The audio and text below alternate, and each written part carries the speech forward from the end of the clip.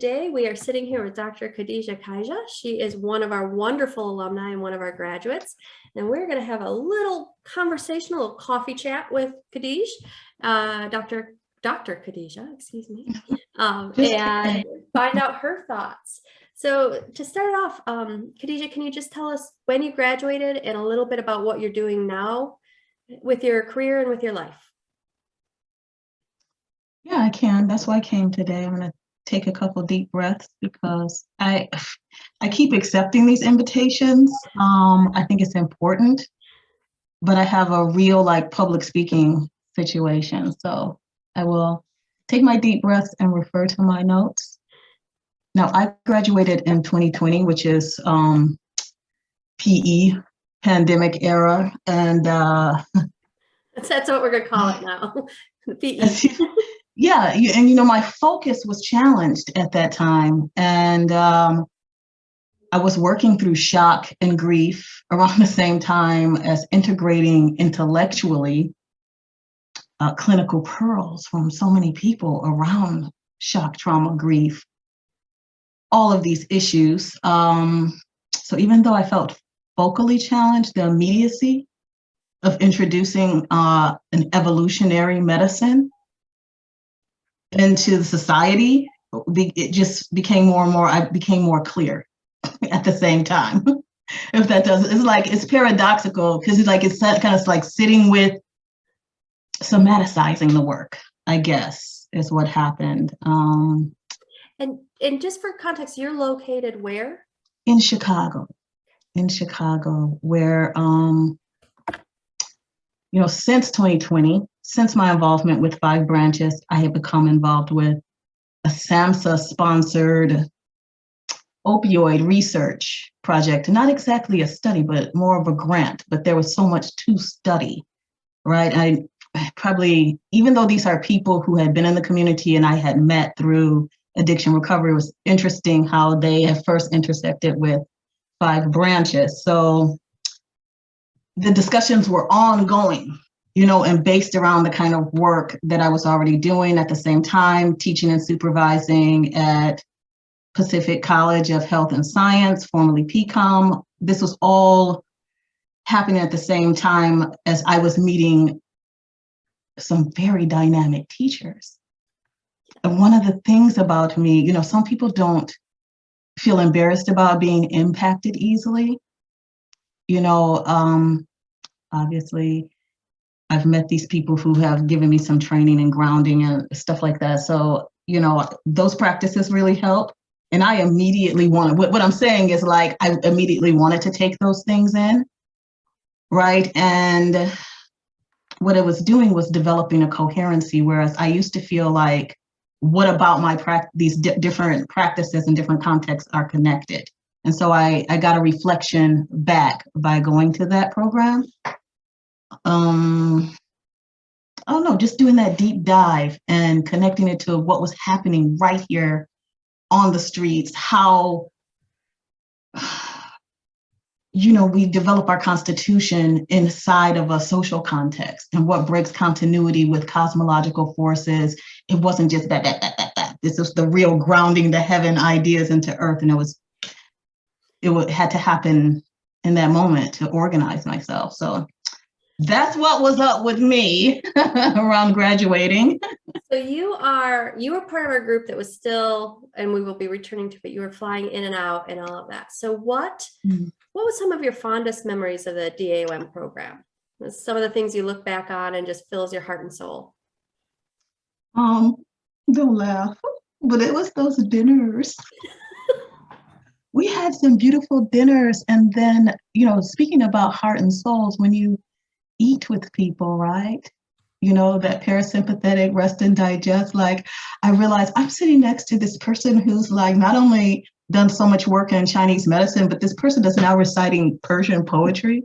The diversity of goodwill at those professors, and then just having access to the personality of the professor was, I find that kind of thing very cute. I do. Yes, it was a huge gift I gave myself to be taken away from my reality tunnel and having access to this community of scholars. It's almost like, the kind of stuff that, you can make up in your head, you can go and go off and do this. And I did it. And it was facilitated Beautiful. very well. That was beautiful. So I know I just asked about your fondest memory, but kind of switching, it's like, what did you like the best about it? Ooh. Okay. There were a lot of individual conversations that were not a part of what was going on in the curriculum that you could just happen upon. And I was very surprised at how much people's experiences, again, like I told you, I'm easily influenced, but the impact, because these people had actually had practices, done many things, traveled to many places. I had one person in my cohort who was like primary in terms of healthcare in an isolated village in India. I got some of the students as patients after that because they went back to their respective universities. 2 days ago, I saw one of those students' mothers who mentioned to me the person in my cohort and how well we've taken care of their son. And I was like, I am really not making this up. There is a healing that extends far beyond, because where we live extends beyond our bodily form, our connections and spaces. It's been really, more about that later. This is not going to involve me HIPAA. But that's just an example of that's what I loved about it. And each time, I met someone who also had some programming that really influenced me, I took that to PCOM straight away. And then people started, that person called me from San Jose and was like, people are showing up to my Zoom class saying they're from Chicago. Because, I would only be able to get so far. My teaching mandate is to take people to the places I've been. Right. I don't want to be so hierarchical. My experiences are valuable, but there's others that play a part in it. So I would say, here, try this. I learned this from one of my teachers, and then they would ask more. So I'd be like, I don't know, you have to go ask. Go to the source. Yeah. Oh my gosh, they must love that. I miss that. And you know what I'll say though, to people who are starting off in the program, one thing that I did, we're always looking at what we did wrong. Also learn from what you did right. One thing I did was, if I resonated with the clinical portion, I went straight back, because I was practicing, straight back to my practice or the teaching and put it to the test. In the test, not meaning I'm going to evaluate if this person's methods are right or wrong, or if they're right for my context. If they if I am becoming more enlightened and encouraged by it, is this, and that was amazing. And you can also make money too, because when I copied Dr. Yao's travel case, that's right. That was very catalytic for me. And then going down the road, very helpful in the pandemic to understand things in that way. It was great. Speaking of Dr. Yao, I know he was one, but is there anything that stood out and it impacted you, your personal growth, or impacted your professional growth? I just talk about all of this.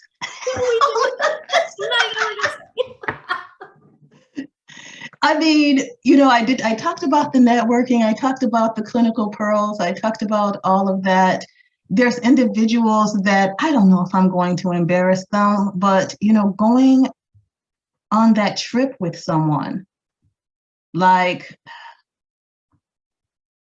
trusting that if they're leading, like I said, my mandate, following, I'm going to give you the example of Brant. Mm-hmm.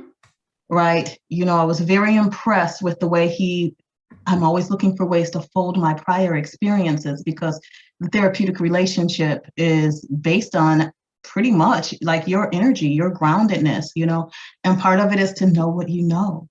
Sometimes I refer not because I couldn't or I wouldn't, but I also know that I do what I do well, and I also know who does something else well. Right. But back to the folding, I really love how he brought that neurobiological practice together with the Shan Han Lun. And it's really consistent, right? It's not this big, like, dogma shattering thing. Oh, what are you talking about? Because really what he's talking about is these these perpetual universal influences, and to just get more grounded in that. And also I started to attend other outside things and make connections with other communities where, again, evolutionary medicine has so much to say to all these intersections, right? It's filling in the gaps of why the human response is what it is, and at what points we can intervene to change in the way of transformation. I want to say, not just to change someone, but That's beautiful. All right, I'm gonna throw a curveball at you. Yeah, because that's what I do. do. Tell us about your capstone and your capstone experience. What did you do? I was terrified. I still, until today, I feel like I wish I had more time. I didn't. And a lot of it was the times. It was the times and the focus during the capstone. I separate that capstone experience of getting that done from the entire thing and look at it separately because it was a unique moment. But I'll tell you what, I've never lost interest in this. What was your topic? My topic was a case study on scars, how the treatment of scars can impact a person emotionally, and along that channel for a long time was the heart channel. And so the story around that is that I encountered somebody who was treating past injuries and scars, but people were having these emotional breakthroughs, and the impact on their heart, on their memory, cognitive, everything was so distinct that it couldn't be ignored. I was impressed by that, and I had a healing experience with it as well. And from that, it led me to be interested in hypnotism, because what I realized about neurological modes is that, in what people are calling the trance states, is that we're moving from, the trance is normal. We can be in an anxiety trance. And I wanted to make that connection. What does this all have to do with discontinuity in the tissue? Back to how tissue is impacted, what resilience comes from. So all of these questions for me were interconnected. I still will do scar treatments. I met a lot of people from the LGBTQ community who had the top surgeries.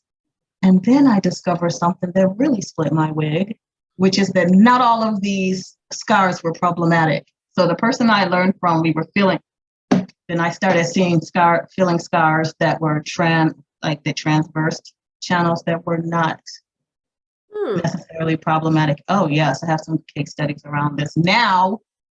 Now I do. So yes, so my work here is to be humble and allow myself that humble beginning with my capstone, and to also celebrate that I heard so many capstones that knocked it out of the park, and I'm using that information still until today. Especially like people who did dermatology ones. Yeah. Yours was great. Yeah, I have had a very positive experience with school as a non-traditional, what do they call it? What do they call people who are older now? Non-traditional students, that's us. No, I was totally scared about that in my memory, but I realized memory is engagement. And so my shin was engaged, I was full. I did not expect that from school. I expect to get my tail whipped, because what was going on in my life. I really did. And there were times, but yeah. Congratulations, 5 branches, really. I don't know how you do it. Well, I am going to wrap up with, you gave a little bit of advice, but is there any last minute advice for a student? Oh, besides the application? Yeah, besides the quick app and simplify your home life. You don't need to do everything anymore. Understand that, because it seemed like I was away like this the 4-day weekend, but you need the 5th day and you need what you need. Don't argue yourself out of that. So simplifying means that no, you won't do everything when you do this, because it goes by so quickly. You want to participate in all the practicum that you say you want to participate in. You want to do every assignment with heart, because I'm going, like, I go back to that. Each one has its own notebook. Right. And I'm sure I'm not the only one. No, I am not the only one. There's been so many times where I'm going to keep it real, like being the teacher that I want to be right now is kind of like making up for the student I wanted to be. Like, there's so many things that I went to Patsy, I shredded it. Right. It's an opportunity to be very, very engaged, a very beautiful community. Do it. So simplify your life to do it. So it's not a,